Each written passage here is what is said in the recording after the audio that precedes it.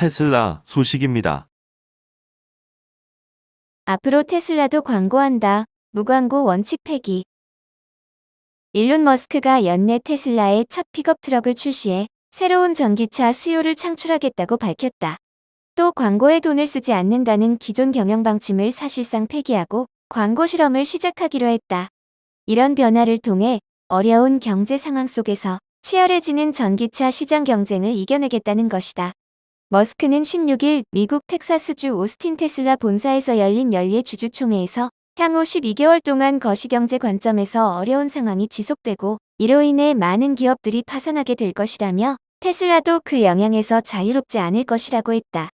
다만 1년 뒤부터는 경기가 회복될 것이라고 전망하며 테슬라도 좋은 자리를 찾아갈 것으로 본다고 했다.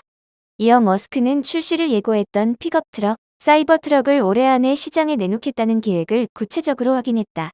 세계 1위 전기차 기업인 테슬라는 세단과 스포츠 유틸리티 차를 판매하고 있으나 미국에서 특히 수요가 많은 픽업 트럭은 아직 선보이지 않았다. 머스크는 생산이 시작되면 연간 25만에서 50만 대를 인도할 수 있을 것이라며 나도 매일 사이버 트럭을 타고 다니겠다고 했다. 머스크는 무광고 원칙을 접겠다는 입장도 밝혔다. 중국 전기차 업체들의 추격을 따돌리기 위해 적극적인 홍보 전략을 채용하기로 한 것이다. 그는 나는 몇 년간 광고 반대론자였지만 지금은 광고에 의존하는 사회관계망 서비스 회사를 소유하고 있다고 농담하며 약간의 광고를 시도해보고 어떻게 될지 지켜볼 것이라고 말했다. 머스크는 일각에서 제기된 CEO 사퇴설에 대한 질문이 나오자 그렇지 않다고 일축했다. 오히려 트위터의 새 CEO를 찾은 만큼 테슬라 경영에 더 집중할 것이라고 강조했다. 머스크는 회사를 살리기 위해 대규모 수술을 해야 해서 단기적으로 테슬라에 집중하지 못하는 부분이 있었다고 인정하면서도 단기적인 방해였을 뿐이라고 했다. 한편 머스크는 이날 테슬라가 개발 중인 휴머노이드 로봇 옵티머스의 소나트가 그려진 검은색 티셔츠를 입고 등장해 눈길을 끌었다. 지난해 테슬라 AI 데이 때 참석자들에게 나눠준 티셔츠라고 한다. 머스크는 장기적으로는 옵티머스가 테슬라 가치의 대부분을 만들게 될 것이라며 휴머노이드 로봇의 가능성을 낙관했다. 머스크는 테슬라는 현재 모든 테크 기업 중 가장 발전된 AI를 보유하고 있다고 주장하기도 했는데 구체적으로 어떤 성능을 가지고 있는지는 밝히지 않았다.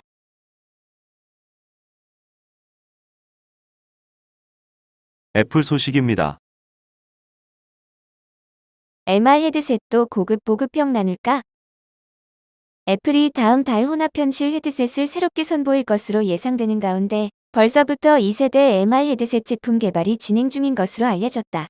IT 매체 맥루머스는 16일 애플 전문 분석가 거밍치를 인용해 애플의 2세대 MR 헤드셋은 고급형과 보급형 모델로 나눠 제공될 예정이라고 보도했다.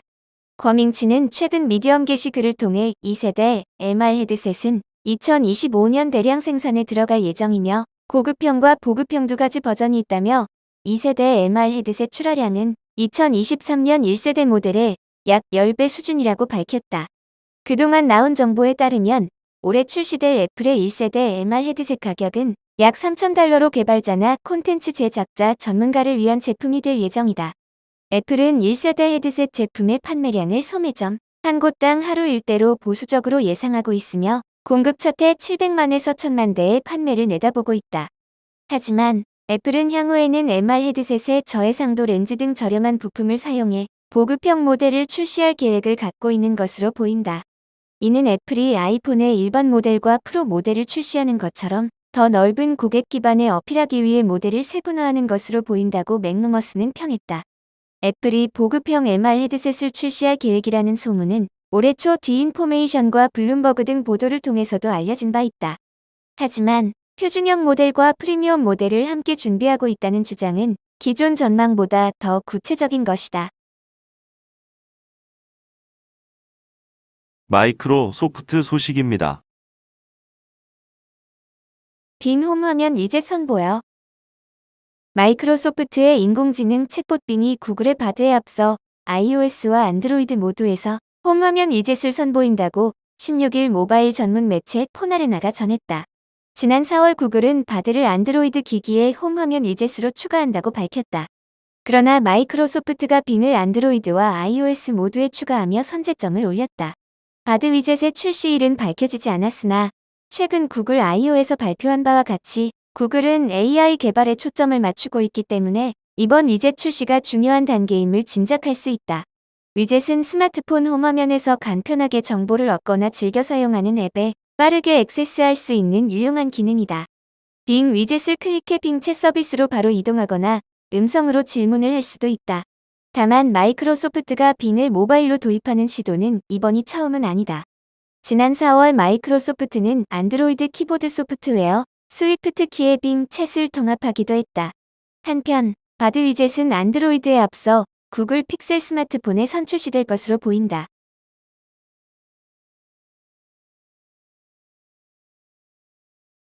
구글 소식입니다. 대규모 언어 모델 기술 정보 비공개하는 이유는 기술 논문 간행에 적극적이었던 구글도 오픈 AI처럼 대규모 언어 모델의 기술 정보를 비공개로 유지하고 있다. 최근 발표된 파LM2 모델 기술 논문은 아예 모델 크기와 아키텍처에 대한 자세한 내용을 공개하지 않는다고 못 박았다. 16일 미국 지디넷은 구글이 92페이지 분량의 파LM2 논문을 발표했지만 기술 내역의 핵심을 비공개로 하고 있다고 지적했다. 구글의 파LM2 논문 저자들은 파LM2는 새로운 최첨단 언어 모델로 모델 크기에 따라 외계 변수가 달라지는 트랜스포머 아키텍처를 기반으로 적층 레이어를 사용하는 소형, 중형, 대형의 변형을 갖고 있다며 모델 크기와 아키텍처에 대한 자세한 내용은 외부 간행물에서 보류된다고 적었다. 불과 1년 전 공개된 파LM 논문은 매우 상세하게 기술 내역을 밝혔었다. AI 기술은 연구자들의 적극적인 정보 공개를 통해 발전해왔다. 구글도 능동적인 정보 공개를 통해 AI 기술의 진보를 이끌었다. 구글에서 간행한 AI 연구 논문은 2019년부터 500건에 달한다. 구글은 2017년 어텐션 Is All You Need란 논문을 통해 트랜스포머 개념을 자세히 공개했다. 이는 생성 AI의 기폭제였다. 그런 구글이 180도 돌변한 것이다. 이는 구글의 주요 경쟁사로 떠오른 오픈 AI의 영향이다. 오픈 AI는 지난달 GPT-4를 공개하면서 세부 정보를 밝히지 않아 학계를 당황하게 했다. 당시 AI 학자들은 오픈 AI의 선택이 업계 전반에 오싹한 영향을 미칠 수 있다고 경고했고, 구글의 파LM2 논문은 학계의 전망을 증명하는 첫 번째 신호로 여겨진다. 구글의 AI 연구를 총괄해온 제프 디는 오픈 AI의 챗GPT 등장 후 지난 2월 사내 연구 성과의 논문 공개를 제품 출시 이후로 제한한다고 내부 직원들에게 공지했다. 오픈 AI가 구글의 트랜스포머 논문을 토대로 챗GPT를 비롯한 AI 파운데이션 기술을 개발하자 기술 유출을 원천 차단한 것이다. 파LM2 논문은 교육 데이터에 대한 배경과 벤치마크 점수에 많은 비중을 할애했다. 논문 저자들은 모델 크기가 성능 향상의 유일한 방법이 아니다라며 세심한 데이터 선택과 효율적인 아키텍처 및 모델을 통해 성능을 높일 수 있다고 적었다. 이어 더 작지만 더 높은 품질의 모델은 추론 효율성을 크게 개선하고 서비스 비용을 줄이며 더 많은 애플리케이션과 사용자를 위해 모델의 다운스트림 애플리케이션을 활성화한다고 덧붙였다.